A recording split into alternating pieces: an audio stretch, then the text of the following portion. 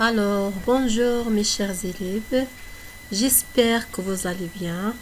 Dans la vidéo d'aujourd'hui, je vais parler de l'alimentation chez les êtres vivants ou bien de la nutrition chez les êtres vivants. Comme vous savez, alors on a constaté que tous les êtres vivants, ils possèdent 4 fonctions communes. Sans ces fonctions-là, les êtres vivants ne peuvent pas vivre. Alors, vous savez bien quelles sont ces fonctions. Premièrement, on a la respiration. Deuxièmement, on a la nutrition. Troisièmement, on a la croissance et la reproduction. Dans le dernier chapitre, on a parlé de la respiration. Comment les êtres vivants respirent et quels sont les organes de la respiration chez les êtres vivants et quels sont les types de la respiration. Mais, dans ce chapitre-là, on va parler de l'alimentation et on va poser aussi un ensemble de questions ou bien de problématiques qu'on va résoudre pendant les différents paragraphes de ce chapitre.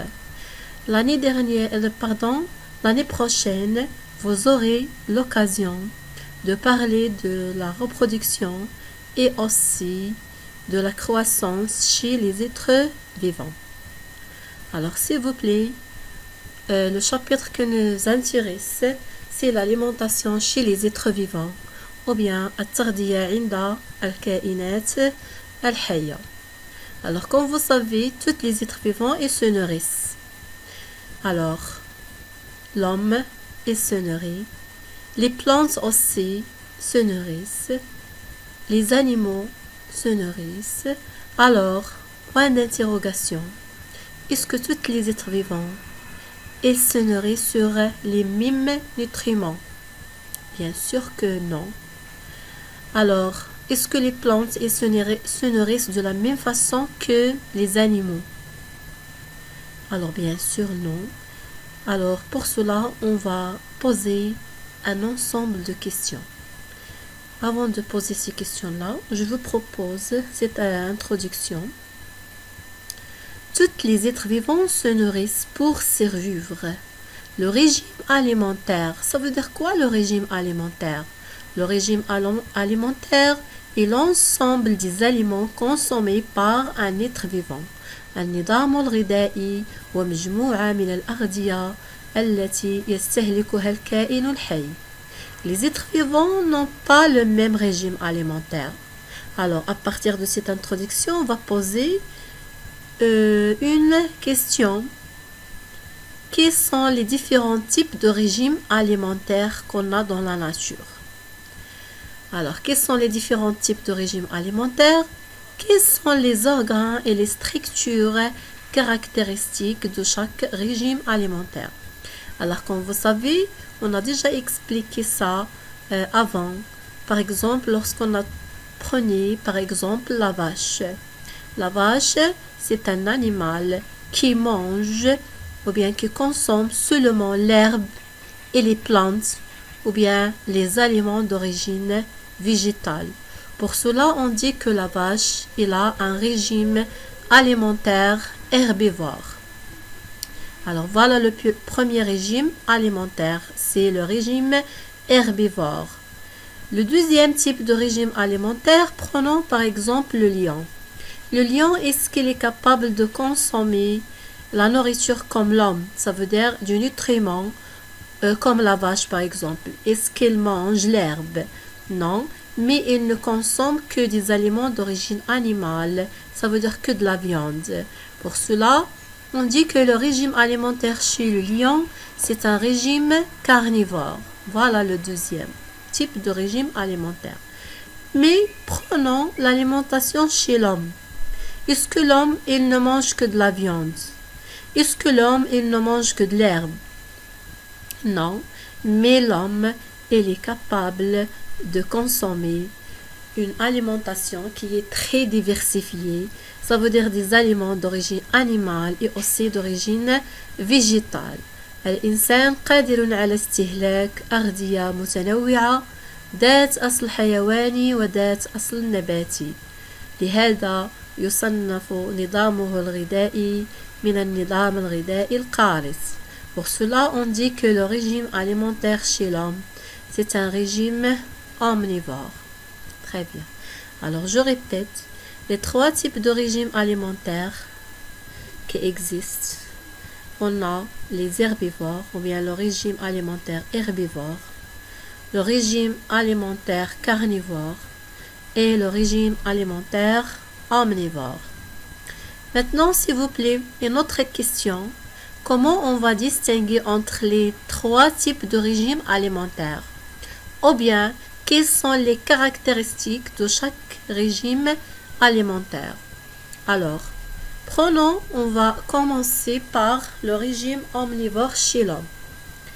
Alors, qu'est-ce qu'on va étudier ou bien quelles sont les caractéristiques qu'on va étudier pour le régime alimentaire omnivore?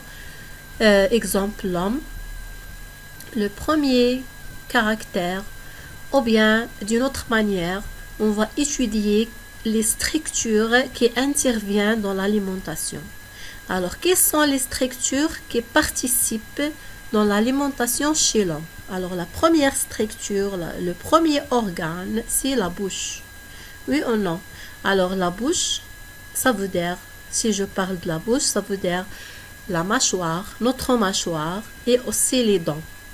Les dents qui interviennent dans la mastication, ça veut dire pour mâcher les aliments. Et la bouche, alors on va voir quel est le rôle des dents, et comment ils sont les dents, etc. Alors ça veut dire on va étudier la denture chez l'homme. Alors, observez les dents de ton camarade et décris le nombre et la forme et le rôle des dents. Alors, après l'observation de la mâchoire ou bien d'un crâne humain, comme on a déjà fait à l'intérieur de la classe, on a trouvé que le crâne humain الجمجمة الإنسان عندما رأينا جمجمة الإنسان تبين لنا أن الفك السفلي والفك العلوي يحتويان على أسنان. هذه الأسنان مختلفة. Alors on a remarqué que les dents chez l'homme, ils ne sont pas semblables et sont différents. La première différence, c'est le nombre des dents. La deuxième différence, c'est la forme. Et la troisième différence entre les dents, c'est la fonction de chaque type de dents. Premièrement, quels sont les types de dents que vous avez chez l'homme? On a les incisifs. Comment ils sont? Ils sont plates, comme vous voyez ici. Le nombre des incisifs, on a 4 dans la mâchoire supérieure, 4 dans la mâchoire inférieure, ça veut dire 8. Quel est le rôle des incisifs? Couper les aliments. Les canines chez l'homme, elles sont pointues. Le nombre, c'est 4. Quel est le rôle? Digérer les aliments. Les prémolaires, le troisième type de dents chez l'homme, c'est les prémolaires. Le nombre, c'est 8. Et la forme, elles sont plates et larges. Qu'est-ce qu'elle permet? D'écraser les aliments. Les molaires, l'adras al-khalfiya, la forme aussi, elles sont plates et larges. Mais le nombre, c'est 12. Qu'est-ce qu'elle permet? Elle permet de broyer les aliments. Alors, c'est ça la première remarque. Est-ce qu'on a remarqué que les dents chez l'homme, elles sont différentes? La différence au niveau du nombre, la forme et le rôle. La deuxième remarque qu'on a remarqué, ou bien qu'on a trouvé, qu'il y a une symétrie entre la mâchoire inférieure et la mâchoire supérieure. Aussi, on a remarqué que le nombre de dents, il est différent selon l'âge. Ça veut dire le nombre de dents chez l'enfant, ce n'est pas le même chez l'adolescent, ce n'est pas le même chez l'adulte. Alors ça, d'une part. S'il vous plaît. La dentition chez l'homme est caractérisée par la présence de 4 types de dents. Les incisifs, comme une lame, servent à couper les aliments.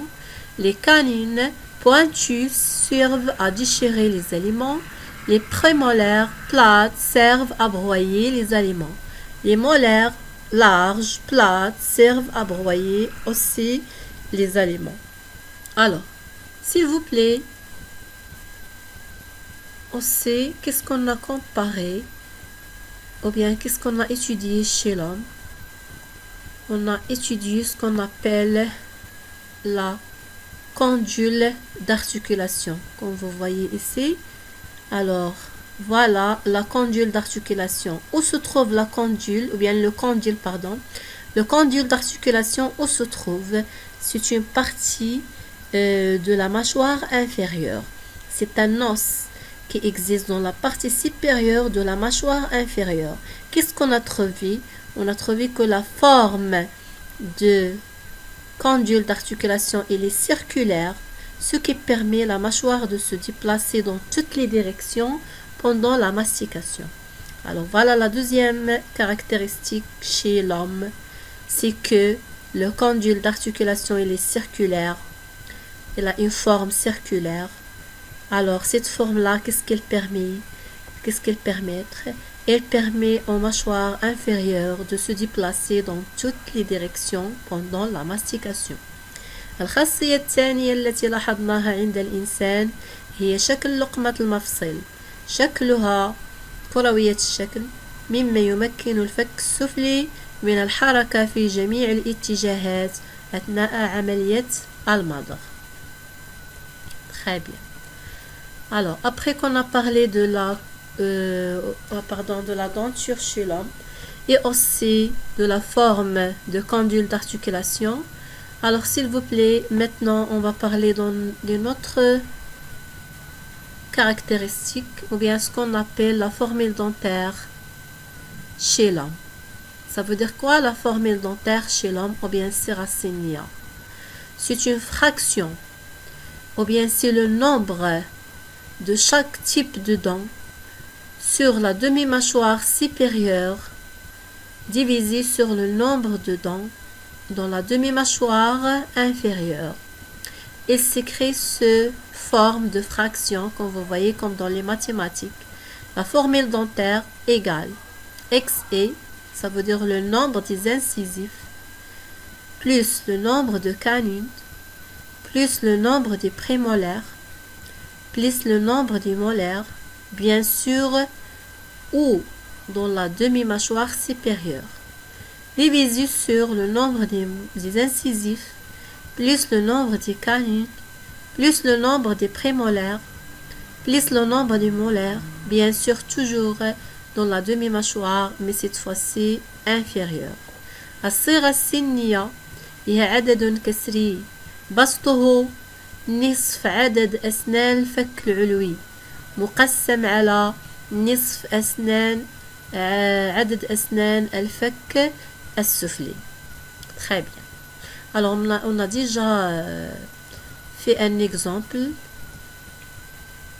Alors lorsqu'on a calculé la formule dentaire chez l'homme adulte, alors on a pris un arcade, ou bien on a travaillé sur un arcade humain, ou bien sur un mâchoire humain, mais cette fois-ci d'un homme adulte. Combien on a trouvé des incisives dans la mâchoire supérieure? 4, ça veut dire dans la demi-mâchoire, c'est 2. Combien de canines dans la mâchoire supérieure? Ça veut dire 2. La demi-mâchoire, c'est 1. Le nombre des prémolaires, c'est 2. Les molaires, c'est 3. La même chose, on a calculé le nombre des dents dans la demi-mâchoire inférieure. Et voilà la formule dentaire chez l'homme adulte. Alors, parce que si on calcule cette fois-ci la formule dentaire chez l'enfant, est-ce qu'on va trouver les mêmes résultats? Non, bien sûr, la formule dentaire chez l'enfant, elle est différente. Alors, on va trouver le même nombre d'incisifs, même nombre de canines, même nombre de prémolaires. Mais qu'est-ce qui change? C'est le nombre des molaires. Chez l'enfant, on va trouver ces 0 molaires et aussi dans la mâchoire inférieure, 0 molaires. Vous voyez la différence? Aussi chez l'adolescent, est-ce qu'on va trouver la même formule dentaire? Non. Est-ce qu'on va trouver la différence au niveau des incisifs? Bien sûr, non. Canine, non. Prémolaire, non. Mais la différence au niveau des molaires. On va trouver chez l'adolescent 2 incisifs, 1 canine, 2 prémolaires et 2 molaires. Et aussi dans la mâchoire inférieure, 2 incisifs, 1 canine, 2 prémolaires et 2 molaires. Ça veut dire ce qui change entre l'adolescent, l'enfant et l'adulte, c'est le nombre des molaires. 3. Chez l'adolescent, 2. Chez l'enfant, 0, 0. Très bien. Alors, à partir de la formule dentaire, on peut calculer le nombre total des dents. Chez l'adulte, chez l'enfant et chez l'adolescent. Alors, maintenant, prenons chez l'adulte par exemple. 2 plus 1 plus 2, c'est 5 plus 3, c'est 8. 8 dans la demi-mâchoire supérieure. Ça veut dire dans la totalité de la mâchoire supérieure. C'est 8 fois 2, ça veut dire 16. Dans la demi-mâchoire inférieure, c'est 8. La mâchoire en totalité, c'est 16. Alors 16 dans la mâchoire supérieure, 16 dans la mâchoire inférieure, ça veut dire le nombre total des dents chez l'homme adulte, c'est 32 dents. Très bien. Chez l'enfant, on a ici 0, 0, ça veut dire on va trouver 2 plus 1, 5, ça veut dire 10 dans la mâchoire supérieure, 10 dans la mâchoire inférieure, ça veut dire on va trouver le nombre total, c'est 20. Vous avez compris? Et on va faire la même chose aussi chez l'adolescent. Alors, s'il vous plaît, alors on va faire cette activité tout de suite. Donnez la formule dentaire de l'homme adulte à partir de votre document de page 34. Alors, vous pouvez calculer ou bien vous pouvez trouver, s'il vous plaît, la formule dentaire. Calculer le nombre total de dents chez l'homme. Alors, on va faire la même chose ou bien par la même manière, on peut trouver le nombre total de dents. En se basant sur le document 5, page 35, déterminer la forme du condyle d'articulation. On a dit que la forme, il est ovale. Le condyle d'articulation chez l'homme a une forme ovale. Alors, ce qui détermine, alors la forme ovale du condyle d'articulation chez l'homme permet la mâchoire inférieure de se déplacer dans toutes les directions. Vous voyez? Très bien. Conclusion, qu'est-ce qu'on va conclure? Que l'homme adulte possède tous les types de dents. Ça veut dire qu'il possède les incisifs, les canines, les prémolaires et les molaires. Pour cela, on dit que l'homme a un système dentaire complet. بما أن الإنسان له جميع أنواع الأسنان نقول بأن له نظام أسنان كامل. Alors, s'il vous plaît, parce qu'après, on va trouver que chez certains d'autres animaux, on va trouver qu'il y a un manque d'un type de dents. Soit manque de canine ou bien manque d'incisif. Pour cela, on va voir qu'il y a un autre type de système dentaire, mais cette fois-ci, le système dentaire incomplet. Très bien. On a parlé de la mâchoire inférieure, les mouvements de la mâchoire inférieure, le condyle d'articulation, les dents, les types de dents, la formule dentaire chez l'homme, mais la structure, une autre structure qui intervient dans l'alimentation en plus à la bouche, on a le tube de digestion chez l'homme, ou bien le tube digestif. الأنبوب الهضمي عند الإنسان أيضا يتدخل في عملية التغذية عند الإنسان. Alors, à partir de ce document-là, répondons aux questions suivantes. Alors, quels sont les organes du tube digestif humain décrit l'estomac chez l'homme?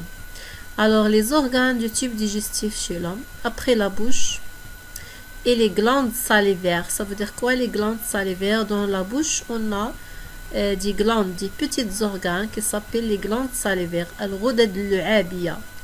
Ce sont des glandes qui sécrètent la salive. هي التي تفرز اللعاب. وهل اللعاب يساهم في التغذية أو هضم الأغذية؟ نعم، لأن به أحماض تساهم في تفكيك اللقمة الغذائية. Alors, après la bouche et les glandes salivaires, on a l'œsophage, المريء. Après l'œsophage, on a l'estomac, on a les intestins grêles et le gros intestin. Après le gros intestin, on a le rectum et après le rectum, on a l'anus. Vous voyez? Et aussi, on a la vésicule biliaire. المريء، المعدة، المعي الدقيق، المعي الغليظ، ثم المستقيم la vésicule biliaire أو الصفراوية. Très bien. Voilà les différents organes de l'appareil digestif ou bien le tube digestif. Le tube digestif humain est formé de la bouche, l'œsophage, l'estomac, l'intestin grêle, le gros intestin, le rectum et l'anus. Alors, comment il est l'estomac chez l'homme? Il se forme d'un seul poche. Il est de petite taille.